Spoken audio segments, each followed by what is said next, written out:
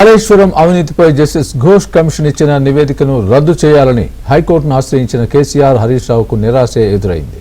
PC Ghosh report దర్యాప్తు ప్రక్రియను ఆపేలా మధ్యంతర ఉత్తర్వులు ఇవ్వలేమని హైకోర్టు తేల్చి చెప్పింది. తదుపరి విచారణ 4 వారాలకు వాయిదా వేసింది ధర్మాసనం. కాగా విచారణ సందర్భంగా కీలక వాదనలు జరిగాయి.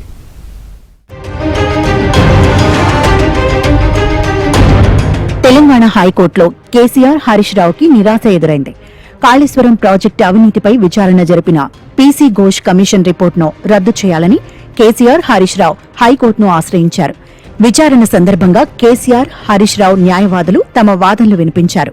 కమిషన్ ప్రభుత్వానికి రిపోర్టు ఇవ్వడానికంటే ముందే తమకి సెక్షన్ 8B, 8C నోటీసు ఇవ్వాలని, కానీ నోటీసు ఇవ్వలేదనే దానిపై న్యాయవాది సుందరం తన వాదనలు వినిపించారు. దీంతో కమిషన్ రిపోర్ట్ పైన స్టే ఇవ్వాలని ధర్మాసనానికి విన్నపించారు. రిపోర్టును అడ్డం పెట్టుకుని మాపై చర్యలు తీసుకునే ఆస్కారం ఉందని, మాపై ఎలాంటి చర్యలు తీసుకోవద్దని కోరుతున్నట్లు కేసీఆర్ హరీష్ రావు తరపు న్యాయవాదులు కోర్టుకు అభ్యర్థించారు.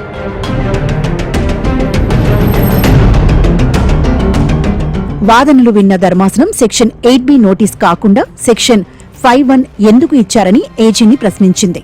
మేమిచ్చిన నోటీస్ 8B లాంటి నోటీస్ అని, దాన్ని మరోలా పిటిషనర్లు అర్థం చేసుకుంటారని ఏజీ వాదనలు వినిపించారు. మాకు నోటీస్ ఇవ్వలేదని, కమిషన్ ఇచ్చిన నివేదికపై అసెంబ్లీలో కంటే ముందే మీడియా సమావేశం పెట్టి మా పరువుకు భంగం వాటిల్లేలా చేశారని కేసీఆర్ తరపు న్యాయవాది కోర్టు దృష్టికి తీసుకొచ్చారు. ఇదే నివేదికను అసెంబ్లీలో పెట్టి అప్రతిష్ట పాలు చేసే అవకాశం ఉందని, నివేదికపై స్టే ఇవ్వాలని సీనియర్ న్యాయవాది సుందరం వాదనలు వినిపించారు. ఇక జస్టిస్ ఘోష్ ఇచ్చిన నివేదికపై ప్రభుత్వం చర్యలు ఎలా తీసుకోబోతోందో చెప్పాలని గురువారం హైకోర్టు ఏజీకి ఆదేశించింది.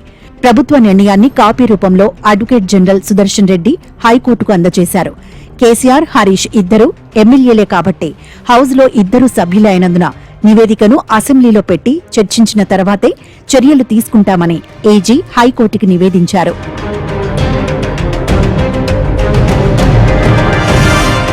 జస్టిస్ ఘోష్ కమిషన్ నివేదికపై ఇరు వాదనలు ముగియడంతో తెలంగాణ హైకోర్టు కీలక ఆదేశాలు జారీ చేసింది. పిటిషనర్లు కోరినట్లు పీసీ ఘోష్ నివేదికపై స్టే ఇవ్వలేమని హైకోర్టు స్పష్టం చేసింది. ఈ దశలో మధ్యంతర ఉత్తర్వులు అవసరం లేదని ధర్మాసనం అభిప్రాయపడింది. కేసీఆర్, హరీష్ రావు తరపు పిటిషనర్ల వాదనతో హైకోర్టు ఏకీభవించలేదు.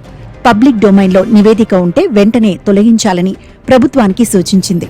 పూర్తి వివరాలతో కౌంటర్ దాఖలు చేయాలని హైకోర్టు ఆదేశించింది. తదుపరి విచారణను 4 వారాలకు వాయిదా వేసింది.